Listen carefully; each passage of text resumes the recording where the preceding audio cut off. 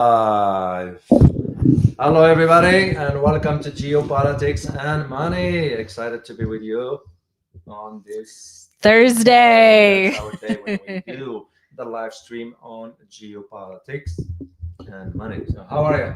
I'm good, and I'm very interested in this topic. The topic There is a lot of is a conversation. lot going on with basically India being pushed towards China by U.S. economic policy. What, does India have a choice? No, so we're gonna dive into this in a couple of ways. Yeah. So there are a whole lot of facets to this. Yeah. The first one being, the fact that we talk about this actually all the time, Yeah. where U.S. economic policy has actually created a lot more problems than it solved, and weaponizing economics, weaponizing the U.S. dollar, weaponizing sanctions, weaponizing money has been a really, really big problem fundamentally for the United States. And right now, India was kind of the playing both sides, linchpin to bringing down BRICS potential that the United States had. But as U.S. economic policy has gotten worse towards India, as it's gotten 50% tariffs, punitive, as it's gone that direction, it's actually pushed India towards both China and Russia. And we're going to talk about that because India and Russia are actually talking right now. They're actually in economic talks right now, bringing bilateral trade up to $100 billion. So that's going to be, and all this comes on the heels of the recent visit by none other than Chinese Foreign Minister, Mr. Wang Yi, who was in India on Monday. And guess where did he go right after India? He met with both representatives of Pakistan and Afghanistan. Because if there is one thing, at least for one who spent time on the ground in Afghanistan, it was always a fear of India when it comes down to any rapprochement between either China, Afghanistan, or Afghanistan, Pakistan, or all three. Yes. And now here, because it's interesting how Mr. Wang Yi went after this. So this is what we're going to be covering today in our conversation. But first of all, we want to thank you for your support. Make sure, please, to subscribe if you have not done so. Yes. And we also hope you enjoyed the new layout we're just doing for the recorded videos and so forth. We're going to be doing a lot of script for you, just because we want the community to learn more about really topics that matter. Well, it lets us go a little bit deeper into the topics also when they're scripted, because there's so much information. Like in the situation that we're in right now, we're looking at not just India in isolation or China in isolation, or even the US India tariffs that are happening right now because of Donald Trump. That's not in isolation. It's in sort of unison with a lot of other things that are happening. So it's a lot easier for us to give you more information. And this is why just be on the lookout for some videos we're going to be releasing. Those pertain to really what's going on regarding the issues that's taking place right now. That includes, for example, what's going on with Iran, what's going on with Arctic, what's going on with energy, and so forth. All this will be of interest to you. So let's get into our topic about India. So yes, I know I've always get a pushback, especially from some, not all. I shall not generalize.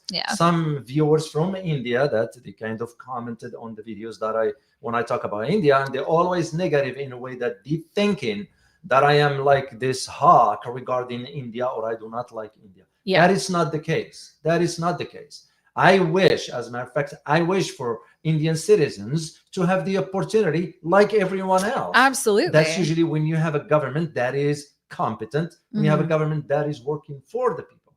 My argument has always been, is knowing the history of India, it's been playing both sides. What makes us think that this time around is going to be honest with the Chinese? That is my argument. It's not about, I wish them well. I really would love to see India's infrastructure improving, India's economic conditions improving, India's foreign policy, whatever, if there is one to begin with, will strategize. I would love to see all that, because that will benefit the average citizen. Absolutely. And it looks like now with what Trump did to them, and begs the big question. Why all of a sudden the southern turn of this love between India and the US? What is at the heart of it? That's really the big question, because so what we have right now, let's dive into some information here. So I'm going to share this tweet from Prime Minister Modi. This was 2 days ago. So our tweet, I guess it's an X post now. Glad to meet Foreign Minister Wang Yi. Since my meeting with President Xi and Kazan last year, India-China relations have made steady progress, guided by respect for each other's interests and sensitivities. I look forward to our next meeting in Tianjin on the sidelines of the SCO Summit, Shanghai Cooperation Organization. Summit. Stable, predictable, constructive ties between India and China will contribute significantly to regional as well as global peace and prosperity. So I think the point that you brought up, David, is the point. So what's happened between the US and India that this now 25% tariff plus threats of 100% tariff on Russian oil, because that's really what sparked this for India, is now there is a 50% sanction on India from the United States, specifically dealing with the last 25% being from the US threatening for them to stop buying Russian oil. However, someone that did not get threatened is China. So China is actually the largest purchaser of Russian oil, and India is second. I think it's 88 million barrels, and I think China's like 102 million barrels, something like that. I have the exact chart. I'll find it for you guys in a second. But why did India get punished and China didn't? As a matter of fact, Donald Trump said, we will now allow China to buy Russian oil. Well, first of all, who the heck are you to allow or not allow? Which is ridiculous in a statement like that. I mean, once again, I find it very, very degrading and almost like, you don't address a sovereign state in that type of language. So I don't know who's advising Donald Trump on this. So we will allow China to. It's like, no. If China wants to buy oil from Russia, they're going to buy oil from China. From Russia, rather. But yes, it makes sense regarding why all of a sudden the US is coming down with the hammer on India, but not China. Well, the answer is simple. China has more leverage than India does. Flat out. There is no, it doesn't take a brainiac to realize this. It's simple because China's economy, where it is, China has the upper hand. And Trump is coming to realize that he has a weak hand when it comes down to dealing with China. He has a strong hand when it comes down to dealing with India. This is part of where that difference is. Well, fundamentally, it's because India is in a very weak position overall. So let's dive into that. So I want to make sure we address the India-China alliance that's forming, and I also want to address I won't use the term alliance yet. Well, it's not yet, but it is. We will say overture. I will use that term. Overture. We will say some sort of baby steps towards reconciliation. Because remember, we can't forget the history of what happened in 2019. Oh, absolutely. In 2020, yes. Yeah. Absolutely. And even as recently as 2 months ago, when China went ahead and conduct naval drills with the Philippines and claiming one specific or repeating the claim that Philippines is making regarding China's claim on certain islands in South China Sea. So that's why I won't go as far as calling them alliance yet.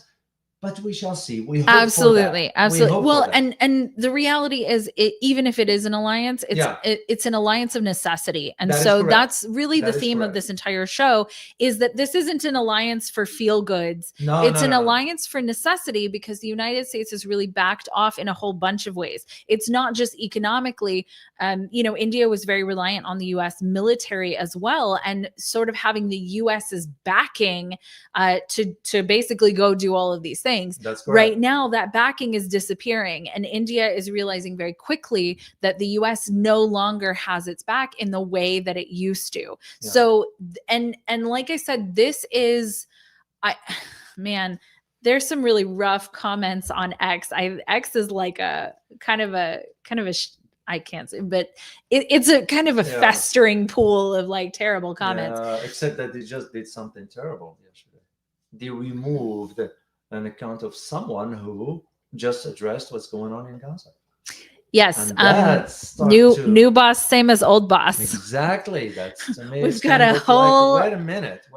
Yeah. Why are we cherry picking what to allow and not to allow? Because the person expressed an opinion. We might disagree, but you gotta let people express their opinions and so forth. So. Well, if there's the saying goes that if you ever wonder who's in power, look at who you can't criticize. Yeah, it's not right. But anyway, continue. Sorry. Anyway, but there are a lot of people that are arguing like, oh, we want all the Indians or whatever out of the United States anyway, blah blah blah. Number one, that's awful. No. But fundamentally, we're looking at isolating another major player between China and India. Although India's economy is not as large as it probably should be for its population size, quite frankly, and its population is still growing. India is still a growing population, whereas China is actually now decreasing in population, sort of like the rest of the Western world. But India is now being isolated and going to, so, India is part of the Quad. India has a very strong tie to the United States, strong relationship with the United States. And unfortunately, right now, the United States is isolating itself economically in a way that I don't know that it'll recover from. And I'm actually very angry about this because the United States doesn't need to be economically isolated anymore. The United States actually needs economic partnership. And so I'm honestly really pissed off about this. But there are two things that, for me personally, as an analyst, I would have to say, if I am to use a yardstick by which to measure the progress of this relationship or this overture between India and China, and the only two measures by which I will gauge the sincerity of India into this, one of them has to do with Quad. Yeah. Which means if really India wanted to reestablish its relations with China economically and so forth, the first thing it ought to do is leave Quad. That's one. Second thing, it will be the issue of if India and China will be willing, especially on the India side, will be willing to sit down and hash out the differences regarding the border between India and China issue. Because this issue, if it is resolved, it's going to sort of spill over on other countries so they can prosper. I'm referring to Bhutan, I'm referring to Nepal, I'm referring to Bangladesh, Sri Lanka to a degree, but Sri Lanka is in a deep financial trouble. So to me, they really are. To me, as an analyst, I will look at it from that perspective. Yes, talk is nice, meetings are great, and all that. It's in substance that matters. Absolutely. And those two fundamental issues, in my opinion, looking from outside in, if India is serious about this, if he moves in that direction, then that's it. We know India is sincere about pivoting from the US towards the East. I won't say just China, but when you think the East, you think China as an economic power. And second, India can benefit economically from the prosperity of China. Yes. Okay. So that's another big thing that I want to dive into because exactly what you just said. So India had some fairly strict investment rules on Chinese companies coming into India, right? Part of this is that those rules are actually being relaxed. So China is now going to be able to actually go into India and invest in Indian infrastructure. So the big issue that China has had is that its infrastructure has been sorely lacking. And although I like India very much, that is an unquestionable fact, is that India even when we're looking at Apple bringing iPhones. So, there's that whole diversification of supply chain. Foxconn pulled 300 of its engineers out of the Apple factories in India. India could not replace those 300 engineers, and that crippled their own ability to maintain their own infrastructure, their manufacturing infrastructure. So with China coming in and having the ability to actually build up infrastructure, I'm very, very curious what's going to happen, because that may change the game in terms of Indian infrastructure, because there'll be reasons for that to happen. But that's only if China agrees to go forward with this, which if I were to advise the Chinese government, I would say, slow it down. Slow it down. You cannot put all your investments on the in India and count on it to sort of provide you with an ROI, return on your investments. Why? I'll give the example of the speed train that China pulled out of that. To the fact that I found that that's what's her name, the Indian spokesperson, Palki Sharma, Sharma. You give the proper. She even made a video, I think, in which she shared a picture, which is not true. The picture of that speed train is not in India. That's a Chinese speed train. So you can't be misleading the viewers that way, because I was aware of the story that that China pulled out from that project. And this also goes back to a few years ago. Remember, I don't know if you remember this or not, when we talked about China not investing in the electric buses in India. It's because the issue of payment. That's what I'm saying. To go back to your point, China should not rush into this investments in India, because we had the same scenario with 5G. You remember when 5G came out first? What did China wanted to do? Wanted to help India by investing in 5G and upgrade that. What did India do? He got the word from Washington and said, block it off. And they kicked out the Chinese company. So that's a thing that is starting to change. And I will say this. Oh, I can't. I mean, I am hoping, don't get me wrong, I am really hoping that this collaboration between India and China moves forward. But again, it can't move forward till you resolve the outstanding issues that needs to be resolved. Absolutely. Two of them. The border issue, that's one. And second, for India to pull out of Quad as a sign of, you know what? We're done with the West. Because what is the purpose of Quad? I mean, quite frankly, I think nothing at this point. But so I want to address a couple of things, because you are talking about basically the what can India offer in these situations. So we're looking at what can India offer to China and what can India offer to Russia. We also have the question of what can India offer to the United States. So we'll address that in a second. But let's deal with trade deficits for a second, because back when bilateral trade was happening between Russia, and when it first sort of started catching steam between India and Russia, a big issue that was happening was that whatever trade was done in rubles, Russia didn't want to buy anything from India, citing supply chain, citing quality.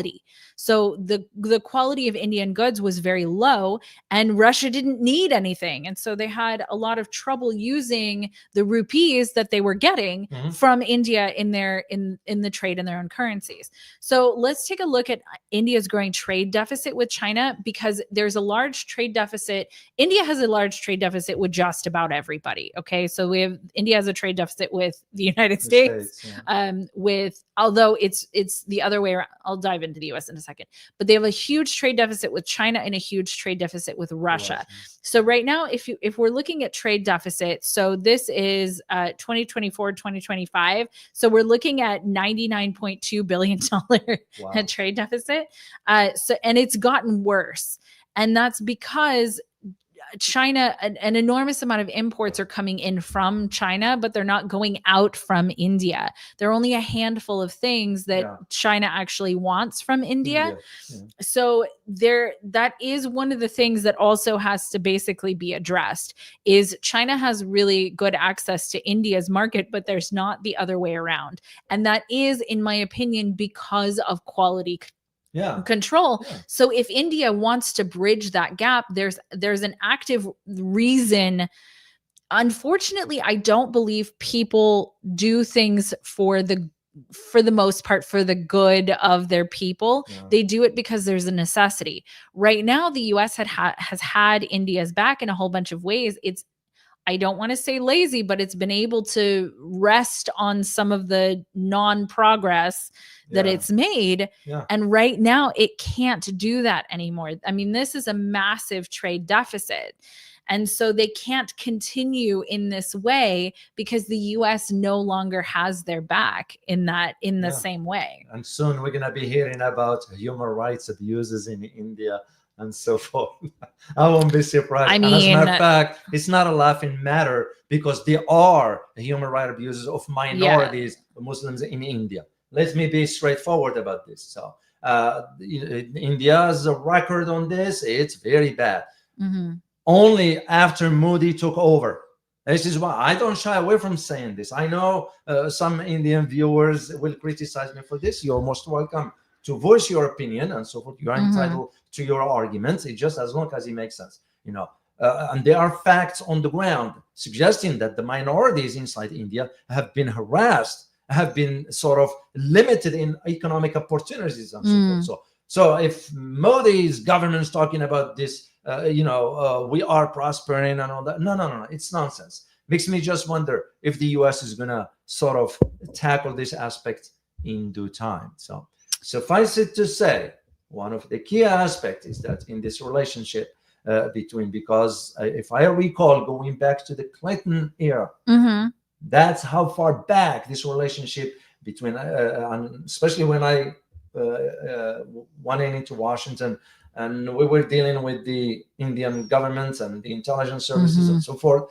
It just deplaying both sides all the time. You'll have a conversation with some high-ranking officials, and they telling you a story that just doesn't add up. Yeah. And we kind of like, we'll find out later on that they had their hands in whatever issues happening in some other parts. And it's like, wait a minute, didn't you just told us that you have nothing to do with that? Yeah. This is again, I am talking pragmatically here. I don't talk emotionally here. I know this is where the criticism comes from because, no.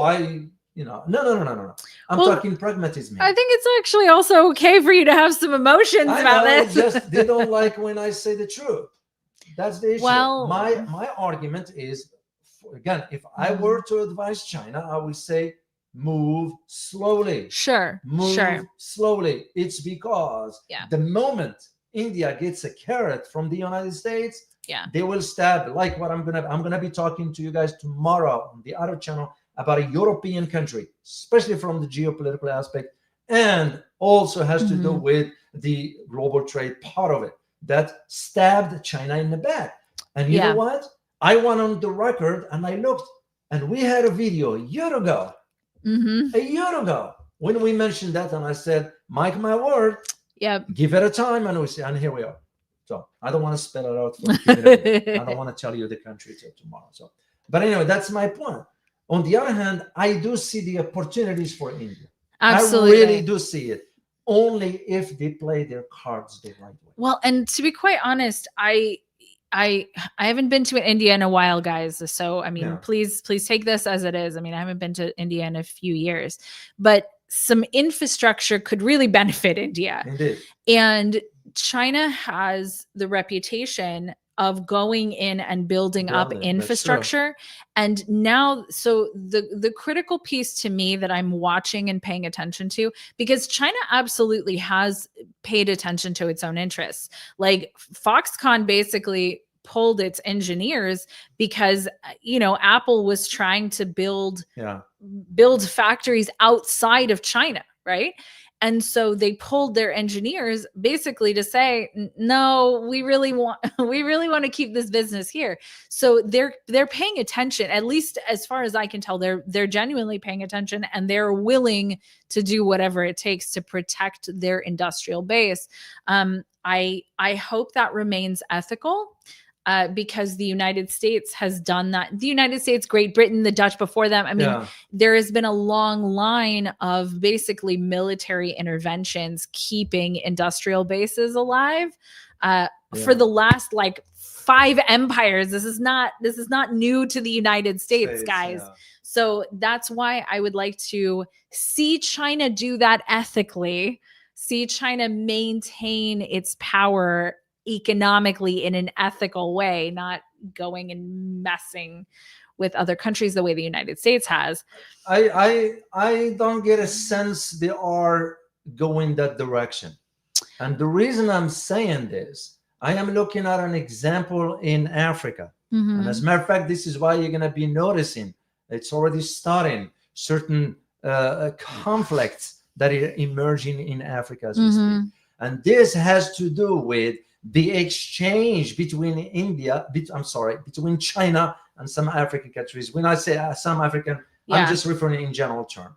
There is $100 billion of investment from China in return for the equivalency of $100 billion in natural resources. The critical minerals. So to me, the way I look at it, it's a win-win. I won't say that China is, and again, I am not about defending China. Oh, no, absolutely not. And realistic in the assessment. The same argument I will make about, and when I wrote my Russia book, I did address China's involvement financially regarding the pipelines coming out of the Arctic. To me, it's a win-win. China has the financial. Russia has the capabilities also. China also has the capabilities when it comes down to pipelines and so forth. They join their forces together. That's the way I see it. So, and this is once again, the opportunity for India is there if it wants to capitalize on it. Absolutely. But it has to make a clear decision and take stand on, because you see India in BRICS, you see India in SCO, you see India in Quads, Global South. Where are we going with all this? That's great. But somebody's going to be asking the question. Right. What value does India bring to the table? Well, okay, so that's really what I'm speaking to when it comes down to, let me add this back to the stage. So when we're looking at trade deficits, for example, because that is really the question, is what value does India sort of bring to the table? And I want to actually ask you this question in a moment. Let's look at, so Chinese exports to India, right? So Chinese exports to India, electronics and machinery, chemicals, metal, plastic, rubber, textiles. So but I mean, look at especially electronics and machinery. I mean, look at this, chemical products, 20 billion. So in here, we're looking at Indian exports to China. Okay. So this is a huge gap. Thank you. Statista is fantastic. I mean, look at China to India versus India to China. And this is 2023. Okay. So it is. It's much bigger now. Sure. But we're looking at minerals and oil. We've got almost 6 billion, which is not very much. Chemical products, 2 billion. Electronics and machinery, so fish, crustaceans, and mollusks. So if you're looking at the gap in between basically the trade deficits and what the trade deficits are for. So India sort of has to step up what it's bringing to the economic table. What are the, because when you're looking at trade, you're looking at what does a country have that I want or need. And India needs a lot. India has a large population, and it is a growing population, and it is a slowly perhaps modernizing, but a modernizing country. Whereas China's also modernizing, but it's very modern already in a lot of ways. And it already has spent the last few decades building up these industries, building up electronics and machinery, building up chemicals, building up rare earth minerals, for example. And so India right now it's complaining about the trade deficit, but you must have something that the other country wants or needs. Well, you think about, like, for example, with India's purchase in oil from Russia. Well, of course, they give in the rupees. I'm sorry, rupees to.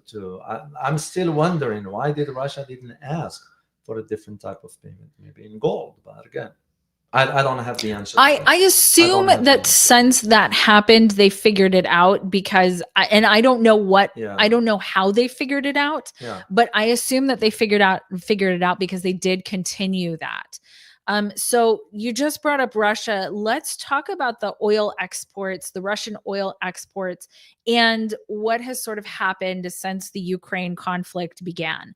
So if you look at India, they've actually, here's 2022 right here, and then here's 2024, so last year. So this is what it was in 2022, which is honestly a fairly small slice. China's only up 26%, but a large percentage, Turkey's also up, but India's up 111% in purchasing of Russian oil in million barrels a day. So that's the percentage that they're up since last year. So they've taken on, because the EU right here, I mean, you can see it's a negative 87% decline in purchasing of Russian oil. So India has actually picked up a bunch. India and China have picked up the slack for that. So I want to point out that India, I mean, despite all the sanctions, despite everything, when the Ukraine conflict first happened and the US was like, hey, everybody stop buying Russian oil. India straight up was like, no. Do you remember that? India said flat out, no, we're not going to do that. And so they've actually increased it substantially. They did the same at the beginning when in 2018, when the US asked them to stop buying Iran's. They said the same, but later on they caved in. So, but anyway, we'll see how it moved. Let me say thank you to Rafael. Oh, hey. Rafael, thank you so much for your support for both channels. We That's truly very kind. For that. Rafael wrote, my take is by securing India, Indonesia, Iran, Vietnam, and the rest of the 3 BRICS countries, China and Russia do not have to chase others to do business with. That is a self-contained community. I think if I'm reading this correctly. Yeah, it makes sense. It makes sense if it makes sense if they go into that route. I don't know how far will Indonesia go into that, but also I'm thinking in terms of what China's thinking in terms of its next project, building the canal, not the canal. There's a major infrastructure China's gonna want to build through Thailand. Yeah, I think that one aimed at one specific objective, and that objective is to avoid the Malacca chokehold. Yes, just in case. So it looks to me that China's thinking long term for that. There is possibility for this, Rafael. I will not discount it, given where Indonesia is moving forward. Well, Indonesia is a relatively okay, but it's a relatively large economy, and so, but they're also that deserves actually its own show, which we might because there are some. It's not an entirely pro-China situation over there, so that's interesting, but it's definitely worth its own show. They don't have a good relationship. I want to move to one other aspect of this conversation that we are talking about India, and highlight this particular picture right here. So this one is the representatives of Afghanistan, representatives of Pakistan, of course, and Mr. Wang Yi.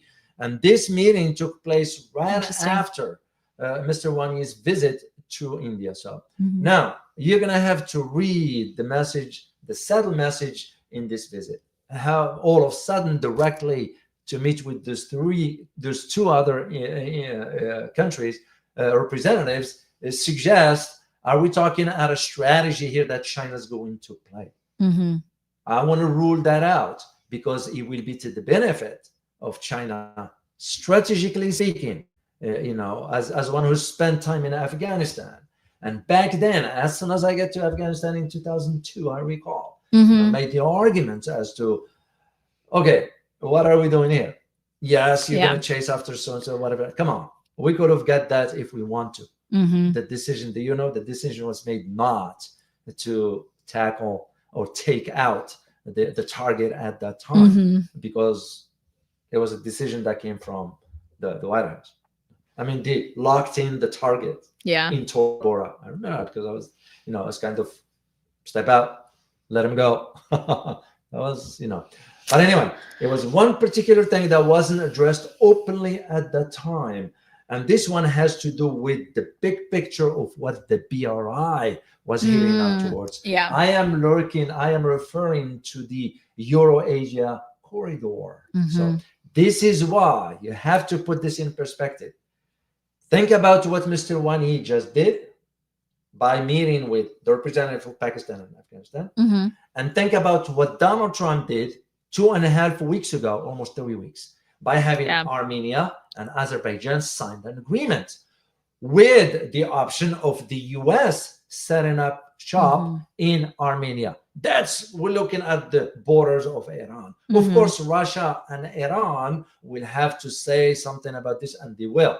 Yeah. But all this aimed at preventing any, because there is a conversation about a major pipeline that's going through that. So could it be that China is thinking strategically about it? Absolutely. And so this is very interesting. I have a question for you, David. And that is, what is the US getting from India? Because obviously this pressure on India to stop buying Russian oil is only one-sided. Okay. So it did not get put on China. Yeah. And what did India do to piss off the United States? What happened here? Because India has historically been a big, India and US have really been close. What happened? It's close in a way that not on an equal footing. It's close that we giving them orders and they were bowing to those orders. Right, but there not was the ones. No partnership there. Right, but they're not the ones who stopped. That is correct. It's the US back then. So why did Trump decide all of a sudden to be like, screw you, India in particular? Well, Trump wants to have a political win. It's because he's realizing that his tariffs and his economic policies have failed miserably. Who is going to sort of at least pissed a lot of people off. But he needs to have a win of sort, even at the expense of close ally or friend or whatever term you want to call it. So to me, that was the idea of, you know what? How about sacrificing India? Because this way I'll say to my base, look, I forced India, but I also didn't care about the friendship that I have with India. Well, so here's the thing, okay? So if you're like it's the Epstein thing really shook, I think, the Republicans, right? So a lot of people who are very like pro-Trump all of a sudden are like, ooh. Yes. So, okay. So let's say he still has a fan base left, okay? Let's say he still has people, because he is wildly unpopular right now for good reason. Yeah. So let's say he still has some fan base left. Do his fans care about India? Yeah.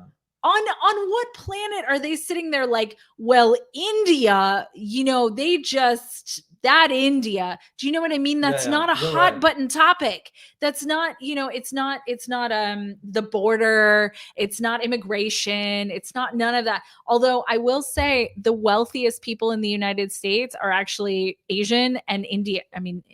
They're Chinese and Indian, basically. Here in the United States, that's the top wealthiest people, right? It's not because it's professionals, right? It's doctors, it's tech people, and it's so does that base really care about India? No. So I'm just overall very curious what's happening, because it's very clear that the reaching out to both Russia and China is because of the US 50% tariffs. And so why did Trump target India of all places? Speaking of the wealthy, what I'm thinking about, I'll share this with the community. When I used to live in Virginia, there's a tech mogul Indian guy who went ahead and built a house, a replica of the White House in Virginia. God. Yeah. Literally. Wow. I used to drive by it, you can see it from outside. And I did ask, and I was told, I forget his name. I'm sorry. And said that's a tech mogul, very well. Yeah. And to show you where the interest is, he hadn't built a replica of the White House. That's but again, crazy. It's his money. He can just do whatever you want. I just wanted to share this with. Now, to go back to the point of literally, because that's the question many are asking. Yeah. And to me personally, and I speak for myself here, the only thing I could think of is just, Donald Trump needs a political wing so badly. This is not that, though. This is going to end up being a political loss. Well, to him, long term. Well, Trump thinks in the opposite direction. So he's realizing, I am sure he's realizing that all the failed policies he embarked on, it's leading to the consequences. But at the same time, if you think that is not the case, look at this picture. Look at this one, how they're sitting there. To me, that's the idea of the, this is like the political win. I made the Europeans back down certain ways. And to me, that's a humiliation. And maybe he wants to play this card with the India, but also didn't calculate exactly, which is what American foreign policy has always been, having that blind spot. I argued in my Russia book that it's the American failed foreign policy that paved the way for China and Russia to absolutely, putting behind them the differences. Because if you know the history between Russia and China, and I disclose this in my Russia book, I put an entire chapter for this one, because I needed the readers to understand the animosity that existed between Russia and China throughout the history.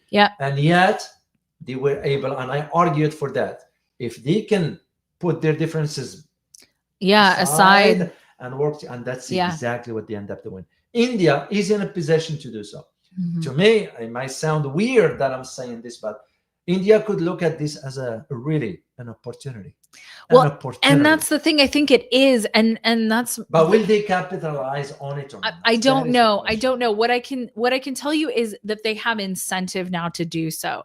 And what I know about what I have observed about U.S. economic policy, foreign economic policy over the last many decades, is that if you push a country to desperation, they will find a way to not need you anymore. And that's my issue with this, because fundamentally, if the US-India relationship is working out for both countries, which it wasn't, but let's say that it was, okay? It was certainly working out for the United States. Sure. Why would you go and make such a short-sighted choice? And we get accused sometimes of being like, well, you're anti-American. No, I want our country to not fail. We live here. I want it to not fail. There's good people here. But this feels so unbelievably short-sighted. And there is no, so I let me share with you guys this, because this is what we got. Okay. This is on this topic. This is what we got. This is from the White House. So right here, whitehouse.gov, fact sheet: President Donald J. Trump addresses threats to the United States by the government of the Russian Federation. Okay. This is August 6th. So this is recent. That's crazy. Addressing a national emergency. Today, President Donald J. Trump signed an executive order imposing tariffs on India in response to its continued purchase of Russian Federation oil, and establishing a process for potential imposition of similar tariffs on other countries that directly or indirectly import oil from the Russian Federation. So it goes on and on and on. If you guys want to read it, it's on whitehouse.gov. What about the U.S. itself that is importing items from Russia? Okay, yes. And platinum and some other elements. So I'm going to go back to this chart for a second, because if you look at who is buying the bulk of Russian oil, they can't go after China, okay? So since they can't go after China, India is the next largest. But then, you have Latin America that's also importing quite a lot of Russian oil. And you have Turkey that's also importing quite a lot of Russian oil. And neither country has gotten the chopping block for this. Yeah, and the Turks, because the Turks, I think they're selling oil to Israel. Yeah, there's behind closed doors. Right, yeah, Turkey is doing that.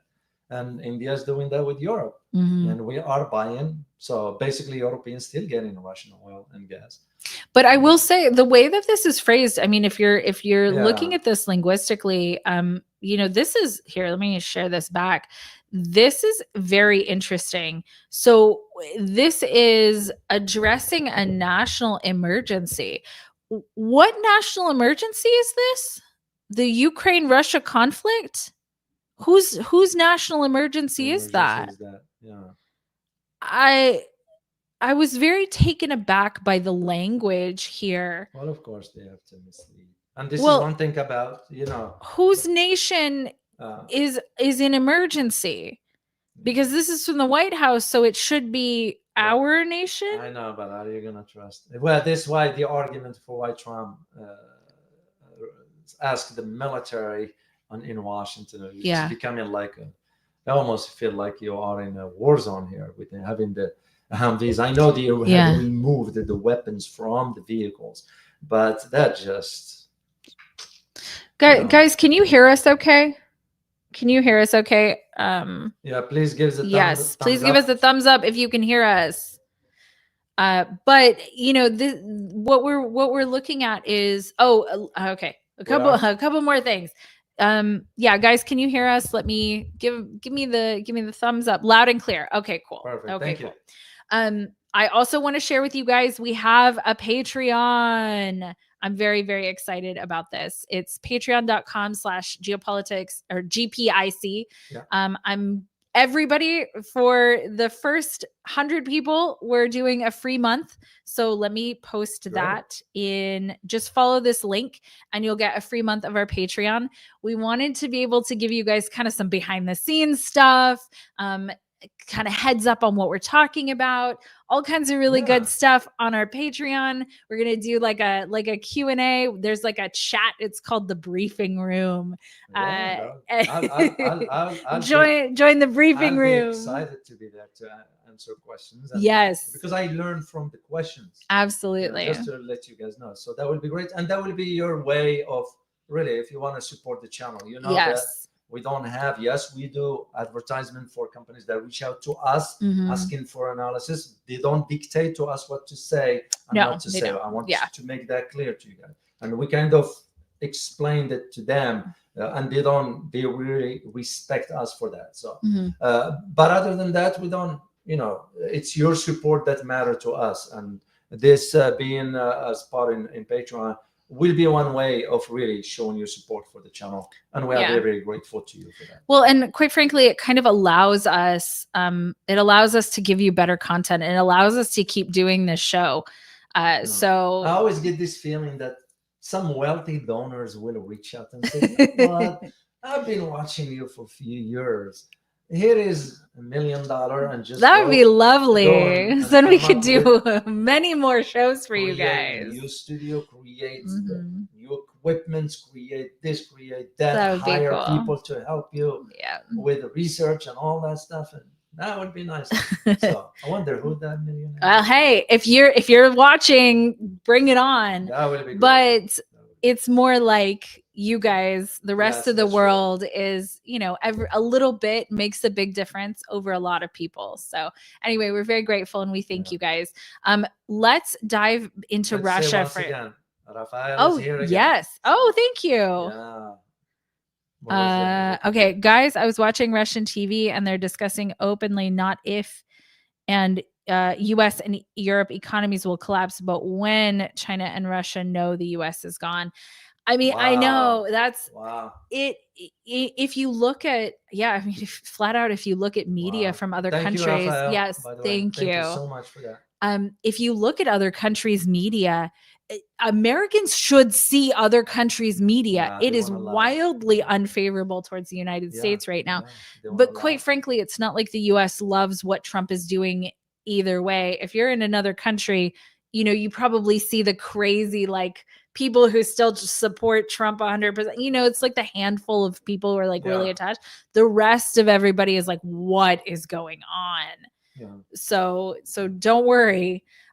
Let's dive into Russia for a second, because Russia is sort of the linchpin here, right? They're using Russian oil basically to punish, in the US is using Russia oil basically to punish India.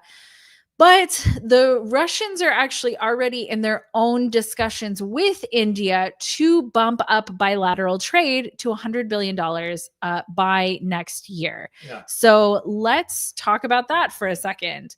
It is true that when the big push for bilateral trade really started with Russia, there was an issue in terms of rubles or rupees and not having anything that really the Russians wanted to buy from India. But right now, let me share this. Just quickly, Elizabeth, before you delve deeper, yes. also one asking this question: do we need to download an app for Patreon? You can if you want. If you just want to do it on the browser, you can just do it, on your computer. But yeah, there's an app if you want to download Patreon on the app. I think it's a better experience if you're on your phone. I have the app. I hope this answers your question. Yes, thank you. And thank you. Okay.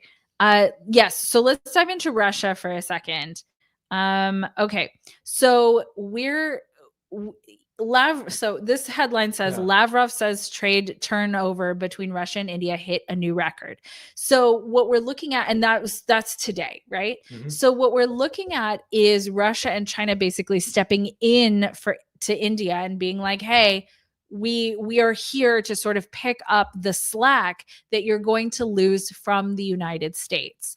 And so that is a very interesting, because it is absolutely true. Like India has a varied history of honesty or not honest. India's got a little bit of a varied history, right? But it is in Russia and China's best interest to step in at this moment when they really don't have any other friends. But do you know why? Tell me. BRICS.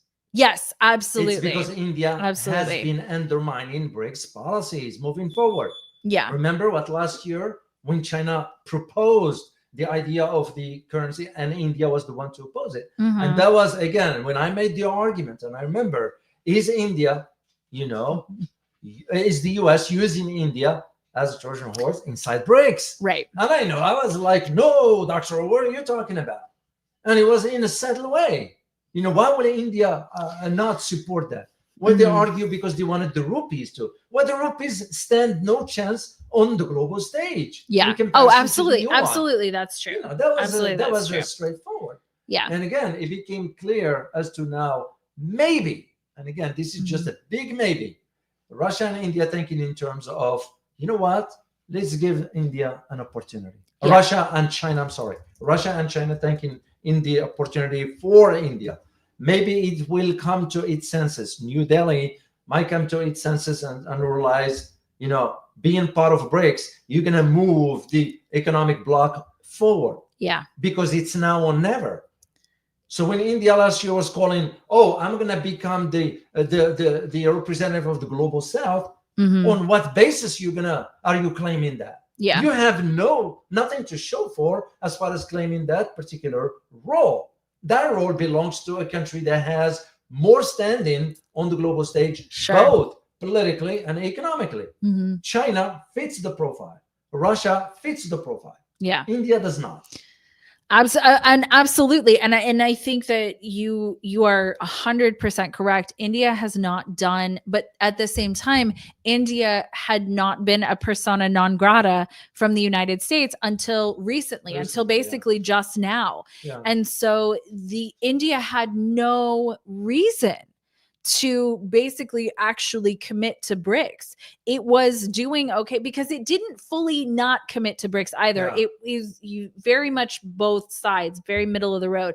Because like we talked about earlier, when the US said, hey, no buying Russian oil, don't do that in the Biden administration, India was like, nope. We're going to keep doing that. Sorry, guys. So it's not like India did everything that the United States wanted, but also India did do a lot that the US did want because the US had its back militarily and politically in a whole bunch of other ways. And so India didn't have a reason, but it has a reason right now. And so it's been interesting watching BRICS because almost in a sense, something that the BRICS in general, but China specifically and Russia have done really well that I would like for the United States to do is do things, wait for strategic opportunities, wait for moments when the time is right to do something. Don't just barrel headlong into tariffs for every single freaking country on the planet. Wait for appropriate moments to do things. Have patience. Go slowly. Do things in a beneficial and right way. The United States could really use some freaking patience right now instead of barreling forward. We are not known for that.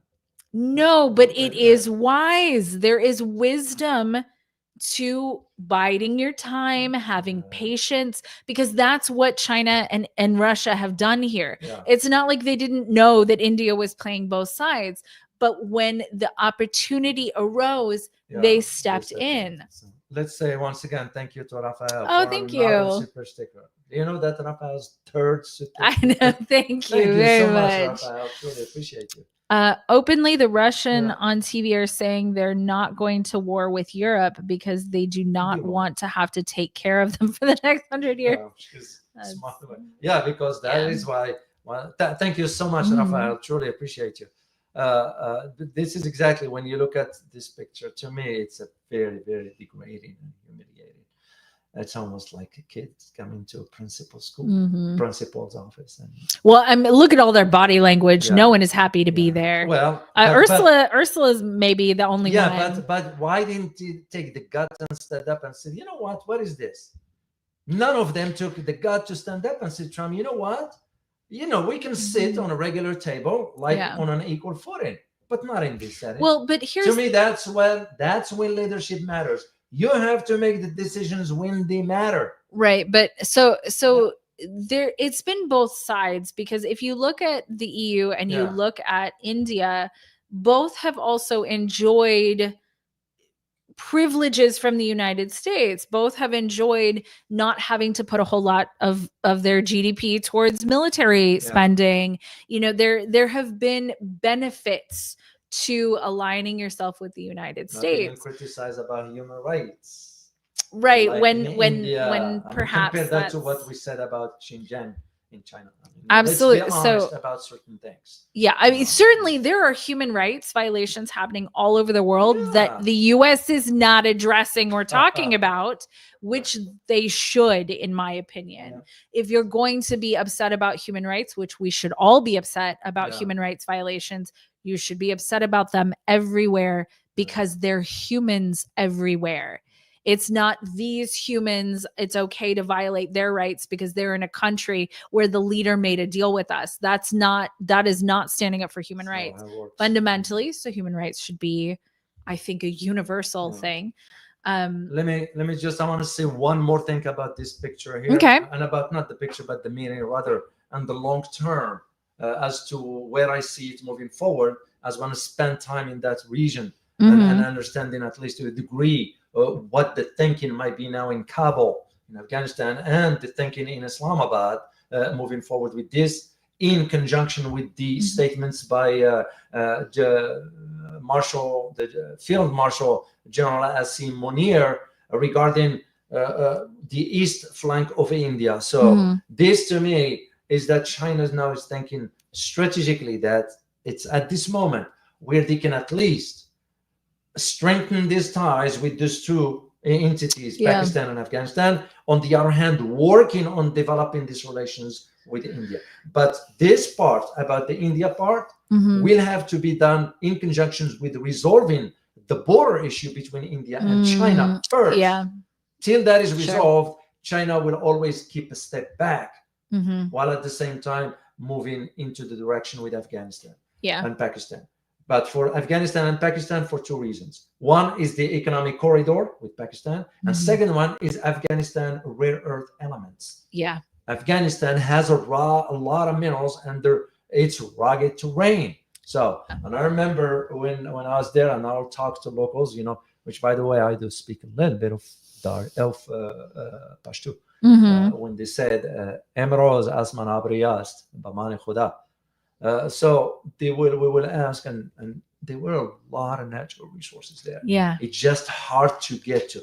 So China is looking at it from a different perspective, the opportunity.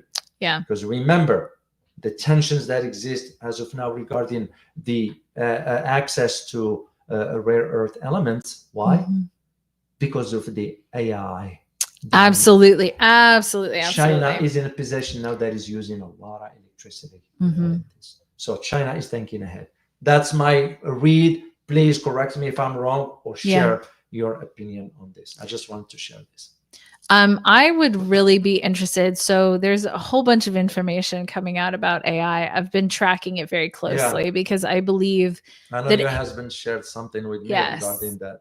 AI. Very, very interesting. So we're going to do an entire show on basically the US-China AI race because it is the next space race, except way more important, because the space race, like if you check out, if you guys have not watched the Y-Files, check out, there's an episode on the moon landing.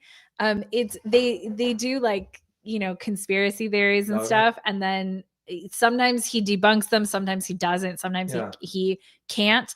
But check out the one on the moon landing. It is hilarious. It's absolutely hilarious. There must be something there, huh? Well, apparently at the time the Russians knew it was faked. So it's so funny because right now we can't go back to the moon, right? There are all these like reasons why we can't go. It's so funny. But I do believe the AI race is actually an important version of the space race between the US and China. And I do believe that it needs to be handled responsibly. And it's not being handled responsibly, in my opinion, actually, by either country. So we're going to do kind of a deep dive on AI.